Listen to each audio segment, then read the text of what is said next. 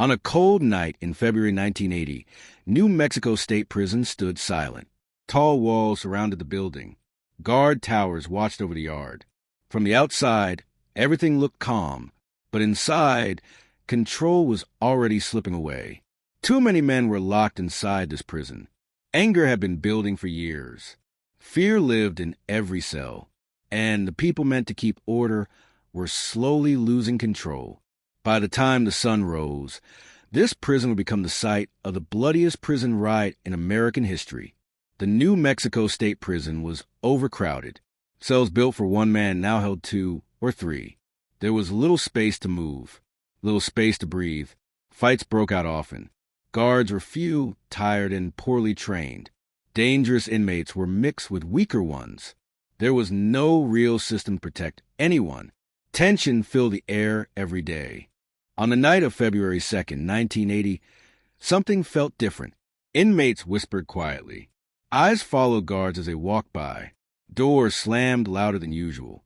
Guards noticed the tension, but nothing changed. No extra help came. The night moved on, and then everything broke.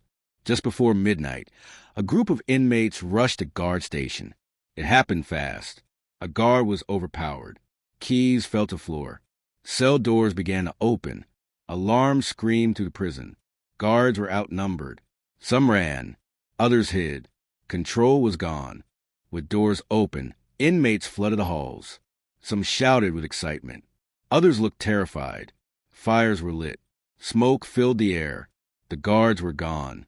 For the first time, inmates ruled the prison. With doors open, inmates flooded the halls. Some shouted with excitement. Others looked terrified. Fires were lit. Smoke filled the air. Hours passed, and the damage grew worse. Entire sections of the prison were destroyed. No one slept. Every sound meant danger. The riot was As morning came, smoke rose above the prison walls. Survivors who escaped told frightening stories. Officials finally understood. This was not inside. Inmates argued among themselves. Some wanted peace. Others wanted control. The prison was divided. Time passed. The violence outside the walls. Authorities made a decision. The prison had to be taken back. Officers prepared carefully. They knew what waited inside.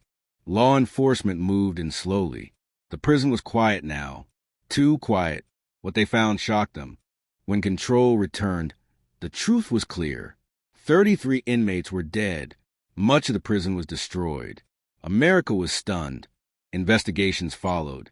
Overcrowding and poor control were exposed. Prison systems across the country changed. The riot ended, but its warning never faded. Inside the prison, medical teams worked quietly. They moved through damaged hallways, helping the injured. Some inmates sat silently, staring at the floor. Others shook with fear. The noise from the riot was gone, replaced by an uneasy calm. The prison felt broken. Walls were burned. Doors hung open. The smell of smoke lingered in the air. Guards spoke in low voices, still shocked by what they had seen. The full cause of the riot was becoming clear. Investigators arrived soon after control was restored. They walked through the prison slowly, writing notes and taking photos. Every destroyed cell told part of the story. They asked hard questions. Why was the prison so overcrowded? Why were dangerous inmates mixed with weaker ones? Why were guards so few? The answers pointed to years of neglect. Outside the walls, families waited. Some hoped their loved ones were alive. Others feared the worst. Names were checked. Questions were asked. The silence was heavy. For many families, the riot would change their lives forever. News of the riot spread quickly. Reporters arrived from across the country. Headlines called it the bloodiest prison riot in American history. The nation was shocked. People wanted to know how this could happen in the United States. Government officials met to review the disaster. Reports showed serious problems: overcrowding, poor supervision, weak prison systems.